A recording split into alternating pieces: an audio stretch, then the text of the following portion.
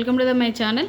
So మార్కెట్లో చూసారు కదా, మనం ఎక్కడి నుంచి అయితే సెల్ జోన్ అనేసి అనుకున్నామో అక్కడికి ఎంటర్ అయింది, అక్కడి నుంచి రివర్స్ అయింది మార్కెట్. ఇక్కడ నుంచి ఎంతవరకు కంటిన్యూ అవ్వచ్చు అంటే మోస్ట్లీ 48,250 to 300. ఇవాళ క్లోజింగ్ అనేది 48,500లో ఇచ్చిందండి. నేను ఇక్కడ దోజీ క్యాండిల్ని క్లిక్ చేశాను. దాని హై చూడండి 48,227.05 కదా, నియర్ బై రావచ్చు ఇక్కడ వరకు. ఓకే, ఒక 50 పాయింట్స్ 60 పాయింట్స్ దగ్గరగా వచ్చి కూడా వెళ్ళొచ్చు. సో అందుకే 48,300 అనేసి అంటున్నాను. 250 to 300 రేంజ్లో ఆ జోన్కి మార్కెట్ వస్తే అక్కడి నుంచి మళ్ళీ పాజిటివ్ వైబ్లో వెళ్ళడానికి పాసిబిలిటీ ఉంది. అండ్ ఎలక్షన్ రిజల్ట్ కూడా ఉంది కదా, ఎలక్షన్ రిజల్ట్ ఇన్ కేస్ పాజిటివే అయితే మంచిగా మనం ఇప్పుడే చాలా వరకు మార్కెట్లో వెళ్తే హెవీగా ఉంది ఫార్మింగ్ అనేది, గవర్నమెంట్ ఫార్మింగ్ అనేది పాజిటివ్ వైబ్లో ఉంది అనే ఒకటి ఉంది. సో ఇన్ కేస్ అలాగే అయితే మాత్రం ఇక్కడ నుంచి రివర్స్ అవ్వచ్చు మార్కెట్ అప్ సైడ్ రివర్స్ అయితే ఎంతవరకు వెళ్ళొచ్చు అంటే ఆల్ టైమ్ హై ఉంది కదా 50K నియర్ బై, దాన్ని హిట్ చేసేసి ఏం చేస్తుందంటే 52,000 ఆర్ 52,500 రేంజ్కి వెళ్ళొచ్చు. ఓకేనా, ఎందుకు అంతకుమించి పోదా అంటే పోదండి. ఎందుకు అంటే ఇయర్లీ మార్కెట్లో ఒక 25% అనేది మినిమం రీట్రేస్మెంట్ అండ్ అప్ సైడ్కైనా డౌన్ సైడ్కైనా అది మినిమం ఉంటుంది. అక్కడి నుంచి దాటి వెళ్తుంది మార్కెట్లో బయింగ్ అండ్ సెల్లర్ ఎవరైనా వెళ్తున్నారు అంటే మన సెబీకి వాళ్ళు కంపల్సరీగా ఎక్స్ప్లెనేషన్ అయితే ఇవ్వాలండి. ఎందుకంటే ఇష్టం ఉన్నట్టుగా ఉండదు మార్కెట్లో అని కూడా చెప్పాను కదా. టర్మ్స్ అండ్ కండిషన్స్ అన్నీ అప్లై అవుతాయి, బిగ్ ప్లేయర్కైనా నార్మల్ ట్రేడర్కైనా రీటైలర్కైనా ఎవరికైనా ఉంటాయి. సో అందుకనేసి అంతకు మించి వెళ్ళదు అని నేను అనుకుంటున్నాను. అండ్ ఇంకోటి ఏంటి అంటే ఒకవేళ నెగిటివే అయింది అనుకోండి రిజల్ట్ అనేది, మనకి అప్ సైడ్ 48,700 ఉంది, దాన్ని హిట్ చేసి వెళ్తుంది అన్నాను. ఓకే, అది అయిపోయింది. కానీ డౌన్ సైడ్ మాత్రం అలాగే ఉండిపోయింది. 47,500 to 46,500 ఈ 1,000 రేంజ్లో మార్కెట్లో సెల్ ఆర్డర్స్ అనేది హెవీగా ఉంది. ఇన్ కేస్ మార్కెట్లో ఏదైనా నెగిటివ్ ఇంపాక్ట్ అయితే, నెగిటివ్గా మార్కెట్ ఉంటే మాత్రం ఈ జోన్కి రావచ్చు. ఆల్మోస్ట్ ఈ జోన్ ఒక 2-3 టైమ్స్ హిట్ చేసింది, కొంచెం వీక్ అవ్వచ్చు. కానీ అక్కడున్న ఆర్డర్స్కి మాత్రం అది ఏమాత్రం తక్కువ అండి, ఒక 10 to 15% మాత్రమే 100 అనుకుంటే. సో మిగిలిన దాన్ని ఒకవేళ నెగిటివ్ వైపు ఉంటే మాత్రం అక్కడ ఉన్న ఆర్డర్స్ని అంటే మొత్తం కంప్లీట్గా క్లియర్ చేసే పాసిబిలిటీ ఉంటుంది. లేదు ఒకవేళ పాజిటివ్ వైపు అయితే మాత్రం మనం అనుకున్న ఈ 48,250 to 300 రేంజ్ నుంచి అప్ సైడ్ అనేది వెళ్ళిపోతుంది, డౌన్ సైడ్ రాదు. సో ఈసారి మనం బ్యాంక్ నిఫ్టీ ఎక్స్పైరీకి ఈసారి కాల్స్ అనేది మన దాంట్లో ఇవ్వలేదు కదండి. ఎందుకు అంటే మార్కెట్లో నిన్న 6,000 పాయింట్స్ రేంజ్లో కాల్ అండ్ పుట్ ఉంది. మనం తీసుకునే యావరేజ్ ప్రైస్ 350 to 400లో, ఇవాళ 4,500 అంటే నియర్ బై నిన్నటి నుంచి వాళ్ళకి 1,500 పాయింట్స్ తగ్గాయి. మేబీ ఈ థర్స్డే ఫ్రైడే అనేది ఈ వీక్లీ క్యాండిల్ కదా, దోజీ క్యాండిల్ పడుతుందని చెప్పాను కదా, మేబీ కొంచెం ఏమైనా రీట్రేస్మెంట్ అయితే ఆ 4,500 కాస్త ఒక 2,000-2,500కి వస్తే మనం ఏమైనా ఆపర్చునిటీ ఉంటే చూద్దాము. ఎందుకంటే ఇంత హెవీలో చేయొద్దు. అఫ్కోర్స్ 500 అయినా 1,000 అయినా 4,500 అయినా 6,000 పాయింట్స్ అయినా కూడా మన మార్కెట్ ఎక్కడ ఓపెన్ అయినా కూడా ఎక్స్పైరీ వరకు minimum Tuesday or Wednesday 100 to 150 రేంజ్కి మార్కెట్ రావాలి. ఓకేనా, అది మనకి సేమ్ ఉండదు కదండి. 1,000 పాయింట్స్లో 2,000 పాయింట్స్లో ఉన్నట్టు 4,000-6,000 పాయింట్స్ రేంజ్లో ఉండదు నేను చేసే ఈ యావరేజ్ ప్రైస్లో. ఓకేనా, సో అందుకే అంత రిస్క్ ఎందుకు అన్నట్టుగా నేను, అంటే అంత వోల్టాలిటీ ఉంది మార్కెట్లో. 1,000 to 1,500 ఉంటేనే కొంచెం అటు ఇటుగా అవుతారు అంటే బిగినర్స్ అనేది. అలాంటిది 4,500 రేంజ్లో ఉందంటే మార్కెట్ ఏమాత్రం వోల్టాలిటీ చూపిస్తుందో కొంచెం తెలిసి ఉంటుంది కదండి. కాబట్టి అంత వోల్టాలిటీని మార్కెట్లో ఇప్పుడు వచ్చిన బిగినర్స్కి ఇవ్వాలని నేను అనుకోవట్లేదు. అందుకే అవాయిడ్ చేద్దామని అంటున్నాను. అండ్ మొత్తానికి అవాయిడ్ చేస్తామా అంటే చూద్దాము, అదేమన్నా ఆపర్చునిటీ మనం అనుకున్న పాయింట్స్ రేంజ్లో మనకేమన్నా సేఫ్గా ట్రేడింగ్ చేయొచ్చు, ఎంటర్ అయినా కూడా సేఫ్గానే బయటకు వస్తాము, లాస్ అయితే అవ్వము అని నాకు ఎప్పుడు అనిపిస్తుంది అప్పుడు మాత్రమే నేను కాల్ అనేది మన ఛానల్లో పోస్ట్ చేస్తానండి. అది కూడా నా వ్యక్తిగతంగా మాత్రమే, మీరు కంపల్సరీ తీసుకోవాలి అనేసి నేను అనను. ఎందుకంటే అది కంప్లీట్గా మీ నాలెడ్జ్కి వదిలేస్తున్నాను. మీకు నేను చేసే ఈ క్యాండిల్స్ మీద రీసెర్చ్ ఏదో ఉందో అది నాకు వర్కౌట్ అవుతుందని నేను అనుకుంటున్నాను. అయ్యింది, నేను ఆల్రెడీ చేస్తున్నాను. అలాగే మీకేమన్నా యూస్ఫుల్ అనుకుంటే సబ్స్క్రైబ్ టు మై ఛానల్ అండి. అండ్ ఇందులో ఈ ఛానల్లో నేను చెప్పే ఏ ఒకటి కూడా నా వ్యక్తిగతంగానే నేను చెప్తున్నాను. మీరు బయింగ్ చేస్తారా, సెల్లింగ్ చేస్తారా, కాలా పుట్టా అనేది నేను మిమ్మల్ని చేయాలని కూడా నేను అనట్లేదు. కాకపోతే బేసిక్ నాలెడ్జ్ అనేది ఉండాలి కదా. సో ఇది బేసిక్స్ అనేది ఏంటంటే చాలా వరకు ప్యాటర్న్స్లోనో లేకపోతే న్యూస్ బేస్లోనో చెప్తారు. వాటిని నేర్చుకోవడానికి ఇయర్స్ పడుతుందండి.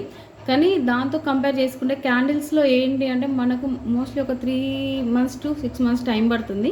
మనం కరెక్ట్గా అనలైజ్ చేసుకుంటే ఈ ఈ అది మళ్ళీ బ్యాంక్ నిఫ్టీలో ఎందుకంటే ఇది అగ్రెసివ్గా ఉంటుంది కాబట్టి ఈ క్యాండిల్స్ మనం అర్థం చేసుకుంటే తర్వాత మనం దీన్ని నిఫ్టీలో కానీ ఫీ నిఫ్టీ కానీ లేకపోతే మిగతా ఇండెక్స్లో కానీ లేదంటే కంపెనీ యొక్క ఎఫ్ఎన్ఓలో కానీ యూజ్ చేయడానికి పాసిబిలిటీ ఉంది. ఎందుకంటే ఎఫ్ఎన్ఓలో ఎంత లాస్ అనేది ఉంటుందో వాటిని మనం ఇప్పటివరకు నేను నా ఛానల్లో పోస్ట్ చేసిన వల్ల చాలా వరకు కాస్ట్ అంటే సేఫ్ ట్రేడింగ్లోనే అయ్యాం, లేదా ప్రాఫిట్ తీసాను తప్పించి లాస్ రాలేదు. అది ఒకసారి నా వీడియోస్ మీరు చూడండి, నా ఛానల్ని క్లిక్ చేసి మీకు అది అర్థమవుతుంది. అందులో మీకు కంటెంట్ ఉంది అనుకుంటే సపోర్ట్ చేయండి, లైక్ చేయండి. అండ్ ఇప్పుడు ఏంటి మార్కెట్లో అంటే అఫ్కోర్స్ అప్ సైడ్ వెళ్ళే పాసిబిలిటీ ఉంది, కాకపోతే కీడించి మేలించాలంటారు కదా. సో ఆ రేంజ్లో నేను అప్ సైడ్ డౌన్ సైడ్ రెండు చెప్పాను. అందులోనే 4500 రేంజ్లో ఉంది కాబట్టి దాన్ని ఇప్పుడు అంత రిస్క్ చేయాలి అనేసి నేను అనుకోవట్లేదు. ఎందుకంటే 4500 రేంజ్ అంటే దాంట్లో అంటే మినిమం మనం ఒక 1000 to 1500 రేంజ్ తీసుకుంటే ఒక 4 calls అంటే 4 ప్లేస్ చేస్తాం ఆర్డర్స్ అనేది. కానీ 4500 అంటే మినిమం దగ్గర ఒక 8 to 10 ప్లేస్ చేయాలి ఆర్డర్స్ అనేది. ఓకేనా, అవి ఏ రేంజ్లో చేయాలి అనే దాంట్లో కూడా ఉంటుంది. అందులో ప్రాఫిట్ వస్తుందా లాస్ వస్తుందా అనేది తర్వాత విషయం. కాకపోతే ప్లేస్ చేయాలి అంటే డబుల్ అనేది మనం ఇన్వెస్ట్మెంట్ చేయాలి. ఇక్కడ మనకు 6 to 7K అయితే అక్కడ మినిమం ఒక 20K వరకు అవుతుంది. సో అంత రిస్క్ చేసి ఎంటర్ అవ్వాలా అంటే నాకు తెలిసినంతవరకు అయితే వచ్చే ప్రాఫిట్ మీద అయితే నమ్మకం పెట్టుకోకండి. కాదు, ఇన్వెస్ట్మెంట్ అనేది సేఫ్గా ఉండాలి. అఫ్కోర్స్ ఈ వీక్ కాకపోతే నెక్స్ట్ వీక్ లేదంటే ఆ నెక్స్ట్ వీక్ సేఫ్లో చేసుకుంటూ మన ఇన్వెస్ట్మెంట్ని కాపాడుకుంటూ ప్రాఫిట్ తీయాలి తప్పించి మన ఇన్వెస్ట్మెంట్ని అక్కడ మనము రిస్క్ చేసి వస్తే రాని లేకపోతే లేదు అన్నట్టుగా ఉండొద్దండి. అలా చాలామంది ట్రేడ్ చేస్తున్నారు కాబట్టే కంప్లీట్గా స్టాక్ మార్కెట్కి చాలా నెగిటివ్ వచ్చింది. ఈవెన్ మనం స్టాక్ మార్కెట్లో చేస్తున్నాము అని చెప్పుకోలేని సిచ్యువేషన్ వచ్చిందండి.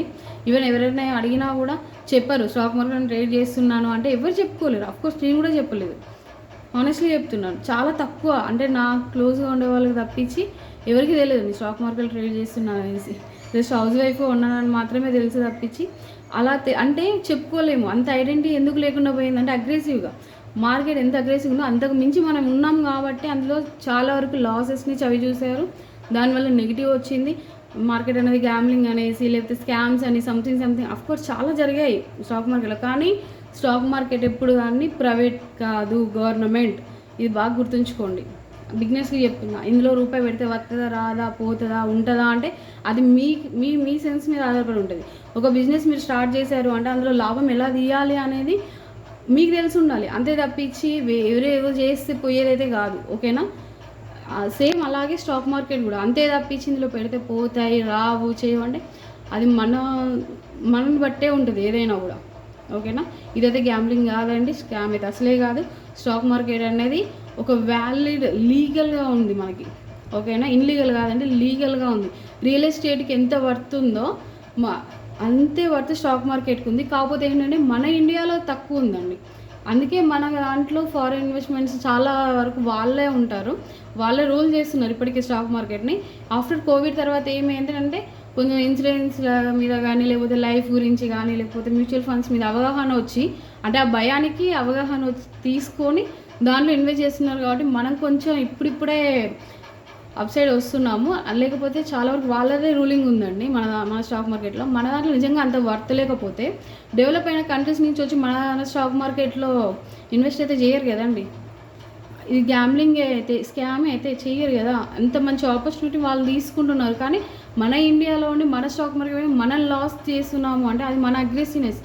వస్తుంది అంటే ఇంకా కావాలి ఇప్పుడు అంటారు కదా, వెళ్ళినంత వరకు మనదే కంపల్సరీ. ఇక్కడ నుంచి రివర్స్ అవుతుంది అంటే ఒక 1 point వరకు కూడా వచ్చే ప్రాఫిట్ నాకే కావాలి అంటే ఆ స్టాక్ మార్కెట్లో అవ్వదండి. ఓకేనా, అలా అగ్రెసివ్గా వెళ్ళి లేకపోతే టిప్స్ మీద అంటే టిప్స్ ఇచ్చే వాళ్ళని నేను నెగిటివ్ చేయట్లేదు. కాకపోతే ఏంటి అంటే ఎంత టిప్స్ తీసుకున్నా కూడా దాని మీద మనకు కూడా ఒక నాలెడ్జ్ ఉండాలి, అంత ఈజీ కాదు. ఓకేనా, ఫస్ట్ అది నేర్చుకోండి. అండ్ అది కూడా ఇందులో కూడా చాలా ఉన్నాయి. మన ఇండియాలో కంప్లీట్గా ప్రాపర్గా స్టాక్ మార్కెట్ని చెప్పే వాళ్ళు చాలా అంటే చాలా రేర్గా ఉన్నారండి. సో అందులో ఏది పాజిటివ్ అనేది మీరు లైవ్లో చూసుకుంటూ మీకు అంటే మనకు అవుట్ సైడ్ ఉన్న యూట్యూబ్లోనే చాలా వరకు ఉన్నారు, కానీ అందులో చాలా రేర్గా ఉన్నారు. చాలా అంటే చాలా కొద్దిపాటి ఉన్నారు.